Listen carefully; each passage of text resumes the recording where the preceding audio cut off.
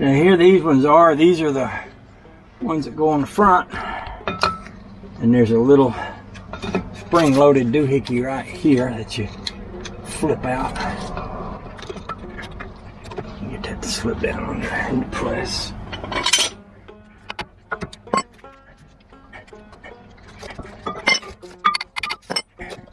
Pretty close.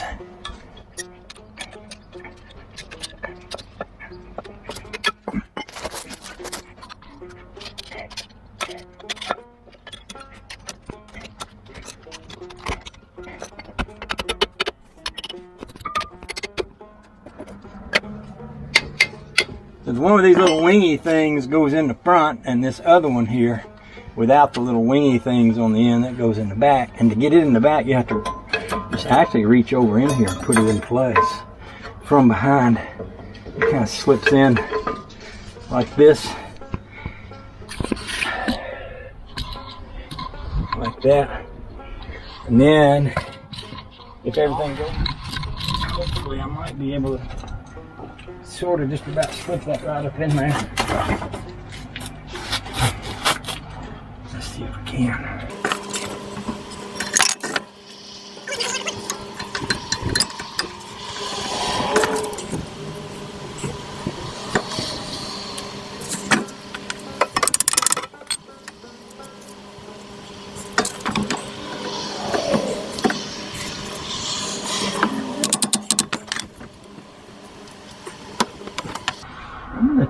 I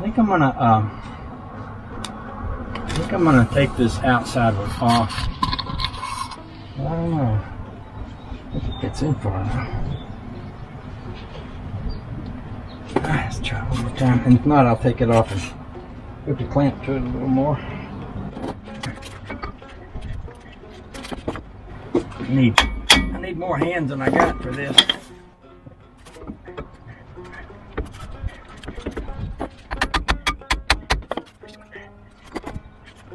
Need a little more cowbell. Where that came from. Somebody said it.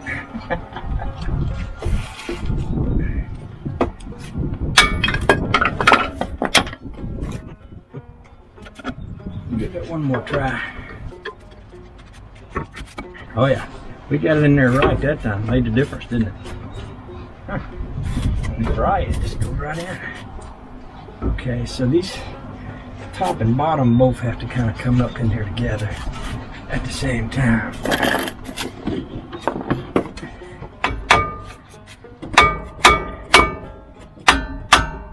that.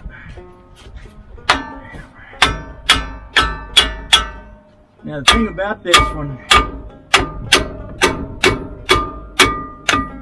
is that it doesn't go completely smash up in there. Like, see, there's a little play right here, so it actually kind of floats, and that pin that goes right there, and you have to do the same thing with the bottom. You have to get it lined up. So let me grab a pin over here and spray some stuff on it. Probably I should be using I got some better lubricant. Let me go get it. This would be better for this.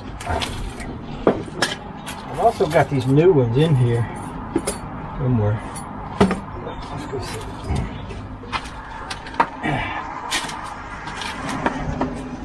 This stuff right here is slide out dry lube.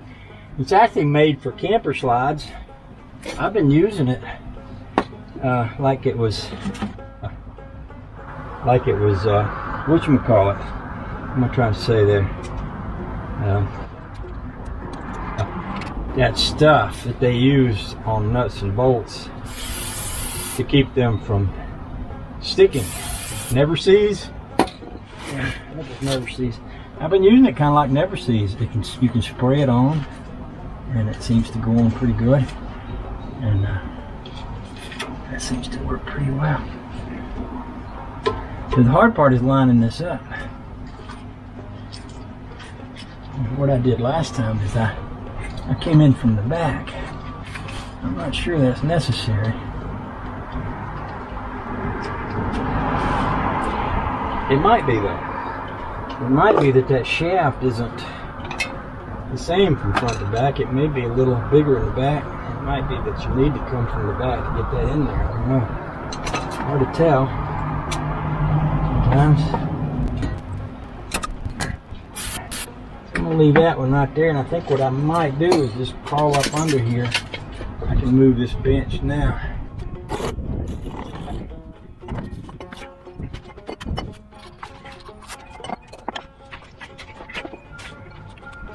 That one goes right there.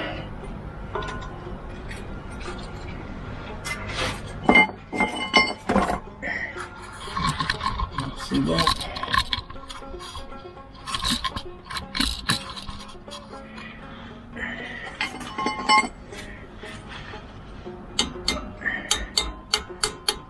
It goes right there. This one here comes right down to here.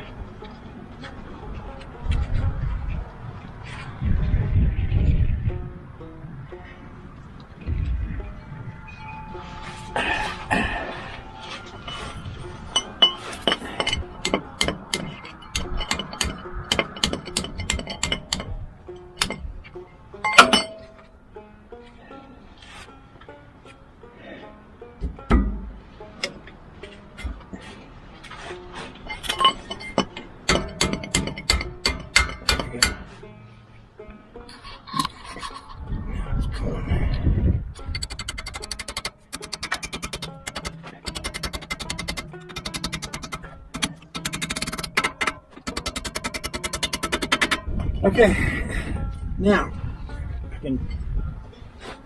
I can put the wheels on it once I get out from under it. As you see that it's not locked up, turn it a little. Of course, it's in gear, so it ain't gonna turn much, but you can tell it's not locked up. The brakes are in there like they're supposed to be. So now I got a lot of stuff here on the ground in the way. Clamps and hammers and screwdrivers and punch bars. So what I'll do is I'll move all that stuff out of the way here. And I'm not going to get any of this on my brake disc, but I'm going to put it on the threads here. And I'm also going to put it on this thing. Sometimes those wheels will stick on that thing and they go in there. And I'm going to go get my inside wheel, which is in the back of the car. I'm also going to get an air pressure gauge and just check the air pressure in this other wheel tire before I put it on.